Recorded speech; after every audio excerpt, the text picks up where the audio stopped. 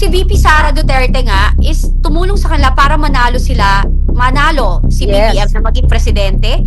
At kaya rin naging ang Speaker of the House, si Martin Romualdez, dahil nanalo ang pinsan niya. And dahil din yun sa mga Duterte. Kung yung mismo mga Duterte, mga taong tumulong sa kanila, is wala silang pakialam. At ngayon, kinocrucify nila at sinisira nila ang buhay. But who knows? January is gonna be the end of, the end of the bangags. Hindi, excited ako kasi alam ko talaga maraming lalabas. Yeah. Maraming lalabas na personality, maraming lalabas na tao, maraming ang tawag dito, magsasalita, hindi lang ako.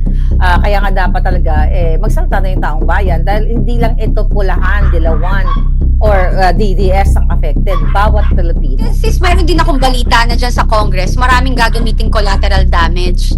Collateral damage meaning is like, sila yung ipapahamak para i-save yung mga ibang tao. Yes, so anyway, sis, for sure, nabalitaan mo na mga away-away, di ba? Lalo na nasa loob ng Malacanang. Talagang grabe. Yes. Pero sis, alam mo, may talagang nagbubunga na yung laban natin. Sa kanilang pagsamba, in-announce na nila yon. Kasi ang panawagan naman talaga ng INC is talagang tigilan nyo na yan. Dapat tayo nagkakaisa tayo, tigilan nyo ng tirahin si Sara, VP Sara. Dapat ang inaatupag ng Quadcom or ng Kongreso ay magpatupad ng batas at hindi mangbuli. 'Di ba? Kasi yun naman talaga yung pinangako nilang tungkulin sa bayan. Kasi tignan mo, January, confirmed the INC at iba pang mga groups. Yes. Ay, mag-voice out sila. Pero initially, ang support niyan, ang support ng INC para maipanawagan na itigil na yung pag-personal attack kay Inday Sara through that walang kwentang impeachment at tumulong na sila sa tunay na issue ng lipunan, which is nga yung smuggling, kidnapping, high crimes, pagnanakaw. Ang nag-contempt, saan ka makakakita? Dating Alex Bungkayaw Brigade. Alam ko may mga nagbagong tao, pero this kind of person, yan si Pandak Guano. Okay? Pero siya, makikita mo sa character niya na talagang walang hiya. Napakawalang hiyang tao. Yun. Sana ako nga, this Christmas yung prayer ko is hindi sana naway mabuhay ang puso ng ating mga men in uniform or mga kasundaluhan at kapulisan. Ipagtanggol nila yung kapwa nila. Sino yung mga nang iinsulto? Sis, NPA, ex-Alex Buntiao. Then, sino yung mga testigo? Adik, drug dealer. Saan ka nakakita? Only in the Philippines. Binigyan nyo ng platform yung mga anti-government dun sa mga taong nagpoprotekta sa atin. Anong klaseng gobyerno meron tayo? Di ba parang it's so disgraceful. Nakakababa ng moral at saka integridad. Tsaka na-demoralize talaga ang mga kasundaluhan at saka kapulisan sa pinagagagawa nila. Nanakaw nyo yung pera. Kinukuha nyo yung pera na dapat sa mahihirap. Paano na ngayon? Alam sa taong bayan. Kasi hindi nila naramdaman kung paano maging wala. Yes, so anyway, sis, for sure, nabalitaan mo na mga away-away, di ba? Lalo na nasa loob ng Malacanang. Talagang grabe. Yes. Alam mo, nung nag-text ka sa akin, kanina ba yon tungkol kay Lagda. Yes. So, alam mo rin ba na sinisante na siya?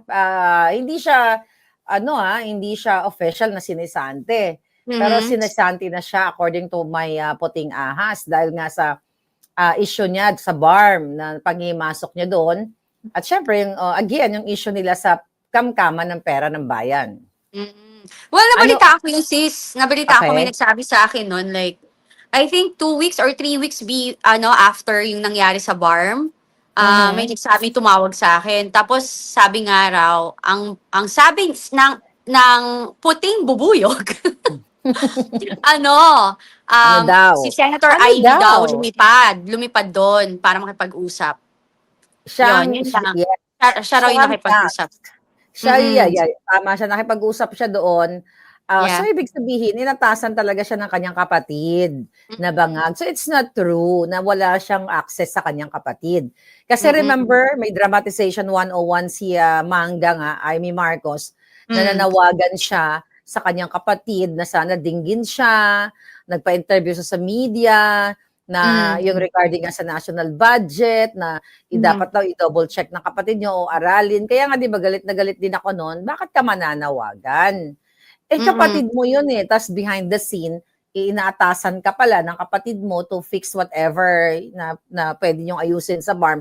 Dahil sukang-suka na yung mga taga-BARM kay Lagdameo dahil sa pakikialam niya at sa, sa issue ng corruption or interest niya, vested interest niya, di ba, sister?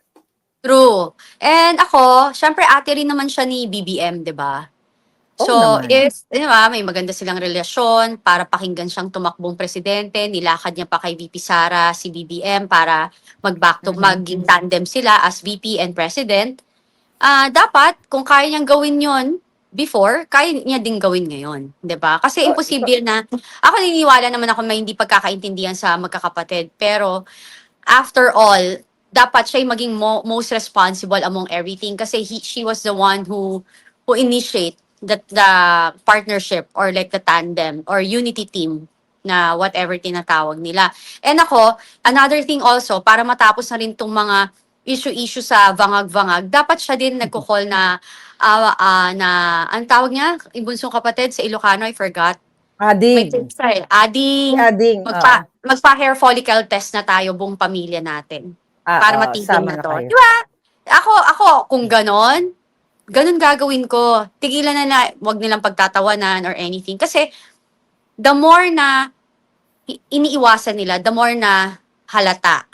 'Di ba? Kaya nagkakagulo yung mga tao. So, to put an end on this, dapat, sila, okay, this is what we're going to do. Pero ayoko dito sis gawin nila hair follicle. Punta sa Singapore. No, 'di ba? Kasi kung nababayaran ng doctors, yes. 'di ba? Kaya nga lang tutukan yun or bayaran and everything. You're right. So, kasi sa Singapore, bawal na bawal yan eh. So, let's all go to Singapore. Yun. Yes, kasi alam ko sa Singapore, maraming mga nahaharang dyan eh, na mga big Gurgur sis! Gurgur ang mga drug dealers and everything. Oo. Dapat pala si Bangag, no? Pag tungtong pa lang sa Singapore, gurgur na. the moment i-drug test siya sa Singapore, baka mamaya meron siyang diplomatic immunity na hindi naman pwede i-check ngayon kanilang mga bagay. But for sure, marami yan mga pulburong baon-baon. But ganun pa man, sister, since it's Christmas, gusto ko magpaka-light-light. Tika muna, bago tayo mag-light-light, may nag-text sa akin na namataan ang plate number 1 sa Baguio City, malapit sa The Mansion. Okay. Doon daw, according to my source, si Bangag at ang kanyang Buena di Pulboron na pamilya. Possible. So, sabi naman, wala naman problema kung pumunta sila sa Baguio, no? Karapatan naman yan. Kaso lang, itinatago na naman sa taong bayan, baka may session doon. Yes, according to my source. Baka may pulboronic activity na naman. Well, malamig. Pag malamig, sarap uminom ng wine. 'Di ba? Para hindi maduling sa kalasingan. Kailangan, 'di ba? Masarap tumira, 'di ba? Exactly. Party. Yeah. Kaya ayaw tumaba. Pero sis, alam mo, may talagang nagbubunga na yung laban natin at ng ating mga palangga. Kasi tignan mo, January, confirmed, the INC at iba pang mga groups, ay, mag-voice out sila. Pero initially, ang support niyan, ang support ng INC para maipanawagan na itigil na yung pag-personal attack kay Inday Sara through that walang kwentang impeachment at tumulong na sila sa tunay na issue ng lipunan, which is nga yung smuggling, kidnapping, high crimes, pagnanakaw, you know that already. So yun yung panawagan na yan. At nakakatuwa dahil sister, nung nagkakilala tayo ng July tayo nagkakilala nung pumutok na itong Pulboron video na to So, correct. yun nga, since 2022, ang dami talaga natin mga kababayan na nagsisiwalat, not only me, mga whistleblowers, puting ahas, dito sa bangag na government na ito. And sabi ko nga sis, paulit-ulit, yung mga na-expose ko, na mga expose ng iba pa, ito ay hindi lang gawa-gawa. Kasi nagbunga na ngayon. Even the INC, nakikita nila at ibang mga religious group. At yung mga kababayan natin, OFW, lalo na yan, na talagang something wrong with the bangags, right? Yeah, may nag-message si Jessica Layos TV. Sana raw ang email ko. Ay naku, baka love letter yan. Oo, bibigay ko sa'yo, walang Jessica pala yan, problema. Oo. Jessica Mm. Layos TV, Ma'am Cathy Binag, anong email mo? Ang aking email is luckycathybinag@gmail.com, Jessica. Oh my God, ang dali naman tandaan. Oo, di Lucky, ba? Kathy Binag, parang lucky number, no? Oo, Hindi ka correct. naman Public email ko naman yan. So, okay lang. okay. Hindi ka naman Mm. mananalo yan, loan better, Loan bettors. Sa Sana, PCSO. sis, alam mo, panalunin sana naman tayo nang may pakinabang naman. Tapos idodonate natin sa taong bayan. Kaso hindi tayo tumataya ng loto. Yun yung problema. Sis, actually, meron tayong options. Ako, meron akong choice nung nasa kanila pa ako. Pwede ako manalo, hindi lang Mhm. 1,000,000. Baka Mhm. bilyon kung pumayag ako sa kanilang mga pagnanakaw. Hindi Correct. ko na kailangan True. manalo. Kaya pwede ako Correct. maging bagman ni Lisa Tanas. But we chose not to be part of the Kawatans, right? Di bale, Mm. panalo naman ang ating alindog sa puso ng bayan. O, di ba? True. And again, I'm going back there yung sa INC na rally sa Oo. January 30 na matutuloy na. Kasi apparently kasi at first may nag-post noon, 'di ba? In advance yung post before i-announce ng INC, which is today, alam ko sa kanilang pagsamba, in-announce na nila 'yon. Kasi ang Mhm. ayaw lang natin kasi na Panguna. mapangunahan or either like we don't have the right to do it Do also, it. right? Officially. Even That's though true. meron tayong alam, hindi natin dapat pinapangunahan kung ano man yung mga organization na sa kanilang mga dapat gawin. Second to that, meron kasing nag-post na ang sabi niya, a rally for injustice, ginastify niya yon. Actually, nag-comment pa siya sa section nung sabi ko, hindi po about injustice, it's a peace and peace rally, prayer and peace rally, which is totoo naman. Kasi ang panawagan naman talaga ng INC is talagang tigilan nyo na yan. Dapat tayo nagkakaisa tayo, tigilan nyo ng tirahin si Sara, VP Sara. Dapat ang inaatupag ng Quadcom or ng Kongreso ay magpatupad ng batas at hindi mangbuli. 'Di ba? Kasi yun naman talaga yung pinangako nilang tungkulin Yun sa yun yung bayan. mandate nila, oo. Correct. Exactly. So yun lang, Corrected sabi ko by nga, wala namang problema, matutuloy yung 13, pero wag nyo lang babahiran ng, alam mo yun, dadagdagan nyo ng wording na hindi naman yun talaga yung sinasabi ng INC, 'di ba? Wag na tayong gumatong, 'di ba, na kung ano man, hayaan natin sila pagdating ng 13, if you want to support, let's support them, let's pray with them, 'di ba? Tapos from there, let's see what will happen, 'di ba? Ganun lang naman yun. Magpasalamat na lang tayo na may mga nananawagan na ganyan, na isang That's malaking true. grupo, 'di ba? Oo, at Ayun. saka dapat talaga sumuporta na kasi yung nakausap ko Mhm. ngang puting ahas na, talagang may magaganap. Mm. Hindi naman ito'y, hiwalay dito sa INC na may magaganap talaga na, pagtitipon. Sabi ko nga Yeah. pagtitipon at nananawagan sila na Mm. 'pag may mga pagtitipon na ganito, may Yeah. peaceful rally, movement o whatsoever, 'di ba? Dapat Mm. yung mga Pilipino ay makialam kasi hindi na nga ito usapin ng just only what do you call it, to stop the Quadcom, the Bangag administration Mhm. para hindi i-impeach si Sara. Ito rin ay Mm. panawagan nila dahil nakikita nila sis, yun talagang paglulustay, pagnanakaw, high crime, smuggling, kidnapping, na ang involved ay walang iba kundi yung kanilang presidente. 'Di ba? Yung presidente niyo diyan. So, Mhm, yeah. yun yung panawagan. Kaya nga tama ka doon. So, wag natin rephrase, I mean, dagdagan yung panawagan ng INC, but Mm. your group, let's say iba-ibang grupo, pwede naman kayo Mhm. magsigaw ng panawagan Yeah. ninyo. Tama na, Mm. kung ano man yon, whatever, 'di ba? Kaya Yes, sa yeah. Go ahead, sis. whether EDSA, whether Luneta, whether Yes. Medjola, wherever, you can just go. Mhm. Kasi wala namang monopoly yung yung Mm. pagsuporta o pagiging bayani o pagiging matapang. Wala yan. Agree. Lahat tayo kasali dyan. Mm. Lahat Tama ng naman. nagsasalita. At saka yun nga sana ako ngayong Pasko nga, sis. Merry Christmas, everybody! Happy holidays! 'Di Happy ba? holidays, my Ang darling! Yes, ang wish ko lang sis, yung parang, hindi na parang, yung talagang na tayo, na may mga paninindigan tayo, may kanya-kanya tayong prinsipyo, paniniwala, at karakter, is wag na din nating ipilit yung mga opinion natin sa ibang tao. 'Di ba? Ang importante, True. ang iisa lang yung ating laban, wag na tayong mang-insulto, wag na tayong mangbuli, wag na nating ibaba ang integridad or karakter ng isang individual. Kung ayaw nyo sa tao, wag na. Alam mo yung parang, hindi parang ako na parang, Parang wag nyo na lang pansinin, ignore, okay? Parang if you want to, ilantad yung katotohanan, lantad, wala namang masama. Then from there, tapos na. 'Di ba? So, kasi, you don't need to prove anything to anybody if you're not doing anything wrong. And kitang-kita naman ng tao kung ano yung magiging katotohanan. And dun din sa mga bully na makukulit, na ayaw rin magpaawat. Parang listen. Kasi, wala namang mapupuntahan kung palagi tayong may bangayan. Isa lang bangayan na, kabangayan at kalaban. Yung mga isa lang ang kabangayan, kabangagan.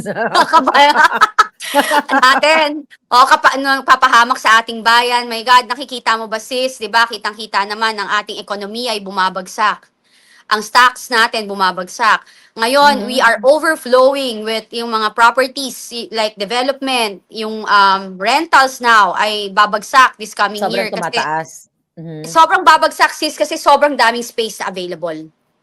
So, kawawa ang real estate din natin. We're having problem with that. And another thing is like, kitang-kita mo na nagbenta tayo ng ginto pero sa napunta. Tapos, ayuda tayo ng ayuda. Yung pala, ang dami nating problema. Yung utang natin, yung di ba, pinag-usapan natin, yung sa PhilHealth na sinasabi, may isang nag-comment dyan na nagmamagaling na may extra funding naman ang PhilHealth. Yung nakakalungkot na sa Senate, yung mga senator na iba dyan, hindi talaga pinag-aaralan yung kanilang pinipirmahan. Hindi nagre-research, may researcher naman sila. Oo nga, hindi naman lang sila tiningnan yung utang ng PhilHealth na kulang pa yung pondong meron sila na extra. Kasi parang 1 trillion ang utang ng PhilHealth. And yung pondo lang, I think 600 ba? 400? I forgot na. So, just imagine kulang yon, 'di ba? Well, we all know na talagang yung national budget kontrolado talaga ni Tambaloslos, which is yun nga kaya sila nag-aaway-away, not only PhilHealth, iba pang mga ahensya ng gobyerno, kaya sila talaga nag-aaway-away ngayon ni Lisa. Sabi ko nga kanina, I don't know kung narinig mo sa unang vlog ko, na hindi invited si Tambaloslos sa itong Noche Buena. Tapos, yun nga, even yung mga pumunta daw doon, actually nag-message sa akin yung ating puting ahas na nando doon, ang pinamigay daw ng mga pamasko doon sa mga kamag-anak nila na ginagamit lang for political stunt na kunwari, sama-sama sila, buo pa rin yung family, is 10,000 pesos na naka-envelope. Naka-envelope ba? Pero hindi daw lahat nabigyan. So doon pa lang may favoritism na naman. Kasi, yung naikwento sa atin, dahil nga naapektuhan yung, we're talking about trillions of budgets ng Pilipinas. So kaya sila nag-aaway, si Lisa Tanas at si Tambaloslos. Tandaan natin na alam mo yan, na si Bongbong Bangag, wala naman talagang kamay na bakal yan or decision making. Yes. Wala siyang decision making kasi si Lisa lahat ang nagpapatakbo. So ang nangyari daw, away-away sila dahil nga sa Kaban ng Bayan, tapos doon sa party nila kagabi, Noche Buena, ay hindi lahat nabigyan na kamag-anak. Kasi si Imelda yung nagbigay ng pera. So, supposedly equal. Dahil, normal lang naman yung magbigay ng pera. Actually, kahit hindi magnakaw sila Bangag, kahit hindi sila magnakaw, even yung mga pera na ngayon sa kasalukuyan, yung mga nanakaw na nila noong nakaraan, they can afford to give 10,000 pesos each sa kanilang mga kamag-anak at maliit lang yan. Kaso lang, likas na, ang sabi sa atin ng puting ahas, likas na greedy si Marcos Jr. at si Lisa, hindi rin lahat nabigyan ng pamasko dun sa Malacanang. So I feel sorry dun sa mga kamag-anak na hindi naman ganun ka, siguro kasi, well-off. Siguro naman kasi sis, ang spirit ng Christmas, even you have money, once na nabigyan ka ng regalo, kahit 1,000 yan, 2,000, iba yung feeling Kasi Christmas, right? So, ang nangyari daw doon, sa Noche Buena, hindi patas. Hindi lahat nabigyan kasi wala na daw, kulang na raw ng pera. 'Di ba? Hindi na bigyan ng exact, kumbaga, hindi siguro na bilang or whatever. So doon mo makikita na maaari yung nabigyan ng tig 10,000 na pamasko, mga bata lang siguro na mga kamag-anak, then yung iba Inatsyapwera na lang. So, yun, anong punto na gusto kong itumbok dito, sister? Na Mhm. even within the family, talagang merong favoritism na kung sino lang yung kasabwat ni Lisa siguro na itong pamilya 1, family A, B, C, D, F, G, ito, mukhang nakakasabwat ko to sa mga Mm. eksena ng Mm. smuggling, kidnapping, and whatever. O ito, dapat yan bigyan ng sobre. So talagang hindi pantay-pantay. Eto'y nagsasalamin na ganun din yung pagtrato sa mga Pilipino na hindi pantay-pantay. Right? Correct, Kasi correct. like, Tama, tama.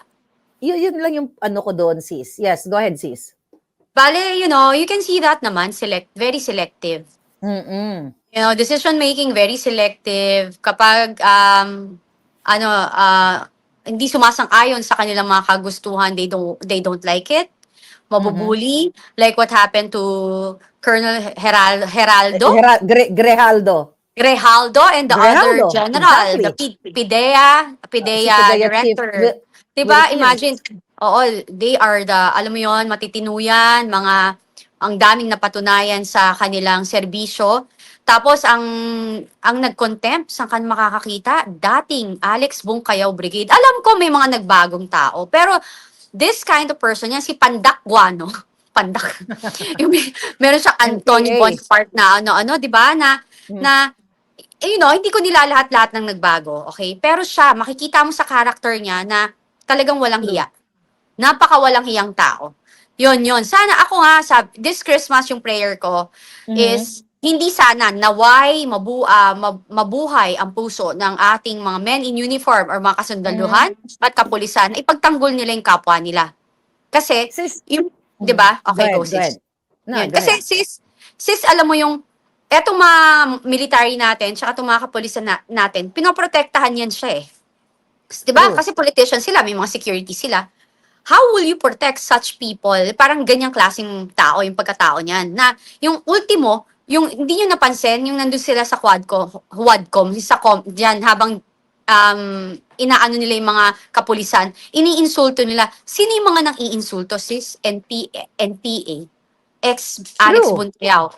Then, sino yung mga testigo? Addict, drug Yes. dealer. Saan ka True. nakakita? Only in the Philippines. Na, why did you, binigyan nyo ng platform yung mga anti-government dun sa mga taong nagpoprotekta sa atin. Anong klaseng gobyerno meron tayo? Di ba parang it's so disgraceful. Nakakababa ng moral at saka integridad, saka na-demoralize talaga ang mga kasundaluhan at saka kapulisan sa pinagagagawa nila. Ngayon, right now, what's happening now, sila may kasalanan. So, wag nila sisihin na, kasi binibira kami left and right. No, you're doing it. You're doing it to yourself. You're so confident. Kayo lahat dyan, sobra kayong confident to do your thing. Yung pagpamimigay nyo ng ayuda, yung akap nyo and everything, then pinagtatanggol nyo yung mga mali. So, kayo naglagay sa kung saan kayo now. 'Di ba, sis? Yeah. I think, I just wanna, say something about it. Siguro arrogante sila dahil sis, nagre-reflect nga yung failed leadership ni Bangag. Mhm. Kasi Yes. malakas ang loob nila kasi we all know na they are cohorts of Liza Tanas, Yes. of Lisa Marcos, and Martin Romualdez, the Tambaluslos. So kaya, parang ano yan sis parang mga preso sa bilangguan. Kapag ikaw ay bata-bata ng warden, malakas ang loob mo masiga-sigaan. Malakas ang loob mo manaksak, manggurgur o kung ano pa man, magbenta ng pulburon sa loob ng kulungan, which is nangyayari yan. So it's the same thing. Na kumbaga si Marcos Jr. at si Lisa Tanas ay warden ng kulungan. Na inaatasan nila, yung mga yan, sige, gumurgor kayo, mangbuli kayo, kami bahala sagot.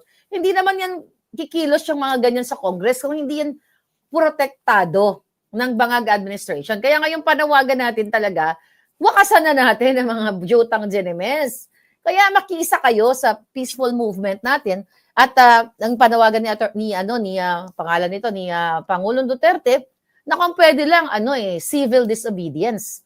Na wag na kayo muna magbayad, isuspend mo muna. Taxes. O taxes, not only that, kung pwede natin isuspend ang dapat like yung mga jeepney drivers, lahat, mga nasa opisina, 1 day, 2 days yan. ligwak na yan si Bangag. Ibig sabihin, yun yung kilos protesta ng pangkalahatang taong bayan na kung di ka mag-i-suspend mo muna for a while, yung taxes, transportation, like yung mga nagtatrabaho sa gobyerno, kasi nga sukan-sukan na kayo dahil ang namumuno sa inyo, adik ka, no? At saka magnanakaw.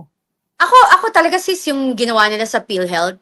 Ako talaga ayokong kung ako tatanungin mo, ayokong magbayad ng mga Pilipino sa PhilHealth kasi Yun. una, mahihirapan sila kasi what's the point of you giving and mandatory yan sis, mandatory dinididak yan sa kanila. Dapat mag-file tayo ng petition as a Filipino people, tayo lahat, na we don't want you to do it kasi you're ninanakaw nyo yung pera. Kinukuha niyo yung pera na dapat sa mahihirap. Paano na ngayon sis na sila itself, in-announce sila na walang budget, di sila nagbigay ng budget sa PhilHealth na alam din ng mga local or government hospitals and even like private hospital na ang hirap maningil sa PhilHealth. So, paano na ngayon yung mahihirap kapag kinailangan nila ng tulong na ginagamit nila ang PhilHealth? Di lalo silang mahihirapan. So, eto nga dito pumapasok sis yung sistema ng utak ng isang mayaman na walang pakialam at hindi nakaranas ng paghihirap. They will never understand the feeling of not having because they never experienced na mawalan. Hindi sila naghirap, hindi sila nagutom, hindi sila nagbeg, hindi sila nakiusap, hindi sila umiiyak, hindi sila hindi nakakatulog na wala silang pera. Hindi sila nagutom. True. Yun Kasi nga, well, in the first place, unconstitutional yung regarding sa pag-zero budget sa PhilHealth, ano? At tama ka talaga dahil, you know, once sa bangag, always sa bangag. Once sa kawatan, always sa kawatan. Tama ka, hindi na-experience ni Bangag yung mawalan ng pera. Even though, you know, may nakarating sa atin nung time na nasa Boston sila, nasa US sila, was it in Boston? Na kasama yung ex mo, I don't know kung sino yung nag-chika bumbum sa akin, nagnakaw nangupit si Bangag sa ex mo. But, you know, dahil walang pang pulburon. But anyway, tama ka talaga. Going back dun sa real issue na wala silang pakialam sa taong bayan. Kasi hindi nila naramdaman kung paano maging wala. At yun nga, issue dyan sa PhilHealth na yan. Kaya nga dapat talaga magsalita na yung taong bayan dahil hindi lang ito Pulahan, Dilawan, or DDS ang affected. Bawat Pilipino. And then sis, meron din akong balita na dyan sa Congress, maraming gagamitin collateral damage. Collateral damage meaning is like, sila yung ipapahamak para i-save yung mga ibang tao. Okay? So ako, ang call ko dyan sa Congress, be wise. Kung si VP Sara Duterte nga is tumulong sa kanila para manalo si BBM na maging presidente. At kaya rin naging Speaker of the House, si Martin Romualdez, dahil nanalo ang pinsan niya. And dahil din yun sa mga Duterte. Kung yung mismo mga Duterte, mga taong tumulong sa kanila, is wala silang pakialam at ngayon kinukrucify nila at sinisira nila ang buhay. Kahit kababaeng tao ni VP Sara Duterte, iniinsulto ang pagkababae, pinagtatawanan, pinagkakaisa ng mga kalalakihan. Yan ako nanggigigil. Nakakahiya kayo. Kasi nag-iisang babae, pinagkakaisahan nyo. Doon pa lang makikita mo yung what type of character meron yung pagkataon tong mga kalalakihan na to. Kaya sa darating na eleksyon, lahat yan, wag niyong iboboto. Kasi yung mga yan, kontrolado, puppet yan. Alam mo yung controlled puppet? Ganon. Huwag kayong boboto ng ganon. Dapat may paninindigan yung inyong mga iboboto ngayong eleksyon. Sis, kasi nga, itong mga nambabastos kay Day Sara, gumagawa ng kwento, same personality, same group, or same community nang nambastos din sa'yo. Sa atin. Exactly. Sa atin. And mapapansin mo naman yan sa mga yan, sis. Hindi naman sila yung haharap mismo. Gumagamit sila ng mga galamay ng mga tao because they cannot. Duwag yung mga yan. Hindi yan haharap sa'yo. Takot yan. Siyempre mayaman, sis. Takot sumuntok and all. May bodyguard kaya tatapang. Pero hamunin mo ng suntukan, hindi nila yan kaya. Hindi talaga. And sadly, yung mga anak nila, nasa like si Martin, ang anak niya kasi nasa what do you call this? Nasa abroad. You know, I remember, nag-uusap-usap kami one time. Parang sinasabi niya na the reason why, sabi, lahat sila, karamihan sa mga politician, the reason why, yung mga anak nila, lalo yung mga korap pinag-aaral nila sa abroad para hindi mabully dito sa Philippines. Mhm. Alam mo yun? So, hindi alam ng mga anak nila yung mga pinagagawan. Eh, paano kung may magsabi sa anak nila? Paano kung dun Yes. sa abroad, biglang lumabas to lahat, di ba? Kawawa pa rin. You know, the future of their children, yan yung kawawa. Kasi sila, lahat ng nangyayari ngayon, lahat to temporary lang. Walang permanente sa mundo. Lahat temporary lang. Lalo na dun sa mga gumagawa ng kasamaan. Hindi mabubuli na, "Uy, anak ka ni Romualdez, magnanakaw kang tiyutang Jinina ka." Yes. Oo, di Right? ba? So, gano'n Mm-mm. nga 'yun. O anak ka ni Marcos, kaya 'di ba nag-aaral sila Mm. sa labas para, Correct. limited yung mga nakakakilala sa kanila. But now, with the social media, so I don't think so. Well, ang kagandahan nito, kahit papaano may social media na at, Oo. mai-inform din kung saan silang school for sure, at hindi sila makakatakas, 'di ba, sa Yes. Pilipino. Yeah, sabi ni Angry Lens, "Never Mhm. again." Kaya may nagsabi kanina, about sa EDSA rally. Well, Mm. tuloy-tuloy pa rin po yung EDSA rally. Hi Melvin, Lakinda Mario. Tuloy-tuloy pa rin ang EDSA rally. Yeah. Ang sinasabi niya kanina kaya daw walang pumupunta kasi walang personality na, like sikat or whatsoever. Yeah. Yun yung ang sa akin naman dito, nagkaroon na tayo ng traction in the past. Dumami na yung mga Correct. tao, 'di ba? Tapos hindi pa lang Mhm. lumalabas yung mga dapat lumabas. Alam niyo, yun nga ang pangit sa atin na mga Pilipino, no? Isama ko, well, hindi ko isama, huwag natin isama yung sarili natin. Kasi ikaw pumunta Yeah. ka sa EDSA, Sisip. Correct. Bakit kailangan nyo pa mag-intay ng mga personalidad na mga malalaki?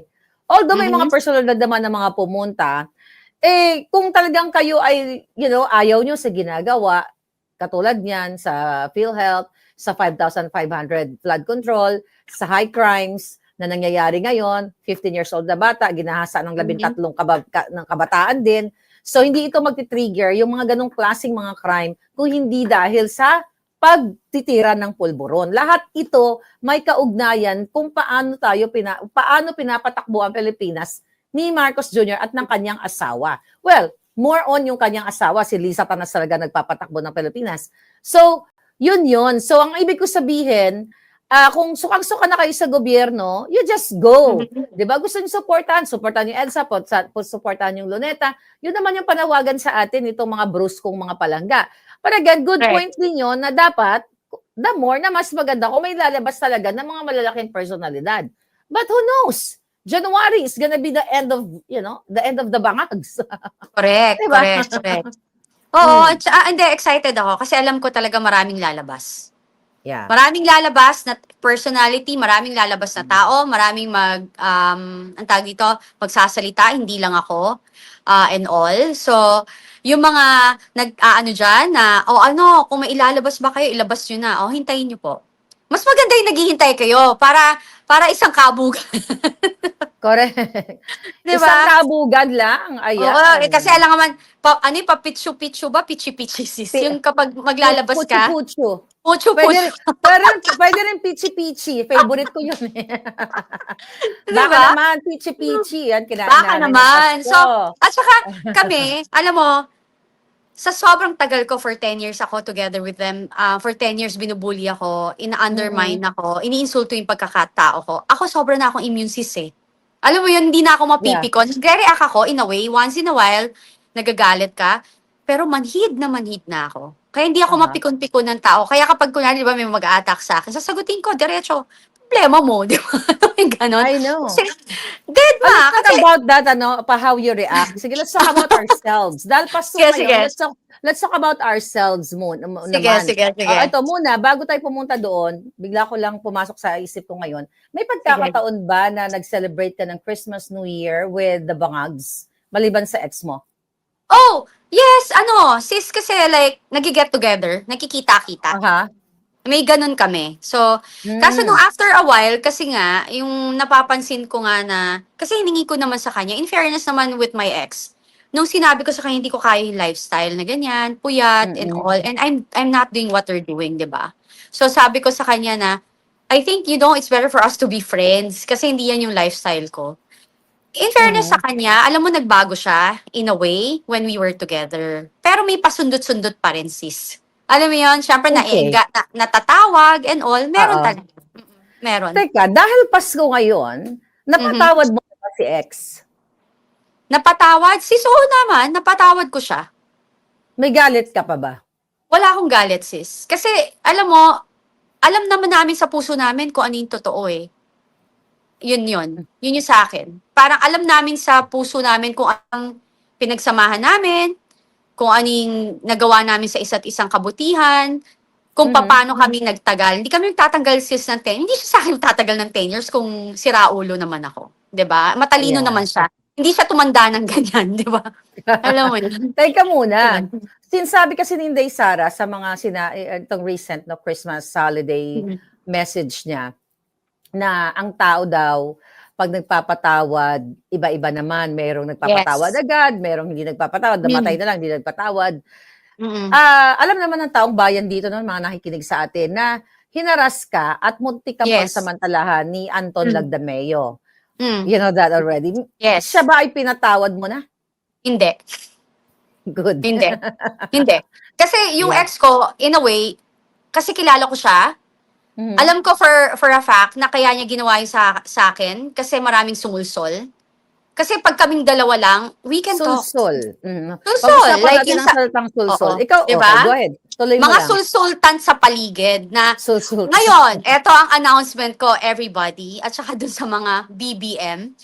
Ang may kasalanan kung bakit ako lumabas is because yung mestisong hilaw sa San Francisco na brother-in-law ni Inigo Sobel na nakialam sa aming relasyon, sa bahay namin, sa everything na binastos ako. Okay? Siya ho talaga. Kasi from the beginning till the end, I'm really trying to lahat to na maghiwalay kami ng tama, ng maayos. Pero hindi, until now, ultimo yung isang kotse ko dito na BM, na-transfer sa pangalan niya nang wala ako sa Pilipinas. So, I'm filing a case na carnapping nun. So may case ka alam mo, ngayon. marami Grabe, yan. Meron. So, dahil sa sulsol. dahil sa sulsol na, kaya kung may sisisihin sila Liza, sila Tamba, even sis yung kapartner ni Tambaluslos na car dealer na Chinese na common, na friend din, supposedly friend ko, o diba? Friend ko din. Oo. Is, dinoktor yung aking pirma, at na-transfer, finorge ang aking pirma, at na-transfer yung dalawang kotse na sa akin nakapangalan at binenta nila. Yun yung Abarth. Kung sino man may Abarth dyan na sa akin nakapangalan, hindi ko binenta yan sa inyo. Yan po ay forge. So, pag yan po hinabol ko, yan po ay carnap. Kasi wala po ako ng mga nangyaring yan. Nagkataon na may copy sila ng passport ko, so ginamit po nila yon. Magkano yung sis ng value ng car na yon? If I'm not, yung isa kasi Ferrari Abarth eh. If I'm not, yung isa mga 3, yung isa, if I'm not, mga 1 point something, yung isa, hindi ko na alam kasi Alpina yon. So, talaga namang, it's not about the value, sis eh. No, yeah, yung ano lang, that's it's true. about, di ba, it's about the character, it's about the crime. Exactly. It's about the crime na ginawa nila. Na, criminal minds. Talagang ganyan sila. Yeah. Na, ako rin, kaya ako sabi na, ba't mo pinagtatanggol si VP Sara? Kasi, I can see what's happening to her na nangyari sa akin. Na, kahit na gaano mo kamahal pala tong grupo na to, na pinakitaan mo ng maganda, wala kang ginawang masama, kaya kanilang saktan, wala silang pakialam. Yun yung nakakadiri. Adik kasi yun yung nakakadiri. Exactly, sis. At saka pera-pera. It's all about money. Money. So, wala silang karapatang umupo dyan kasi hindi ka pwede magkaroon ng leader na mukhang pera at umaabuso sa posisyon mo para ikaw ay mang-abuso ng kapwa mo at mang-bully ka. They don't deserve to be seated in the government.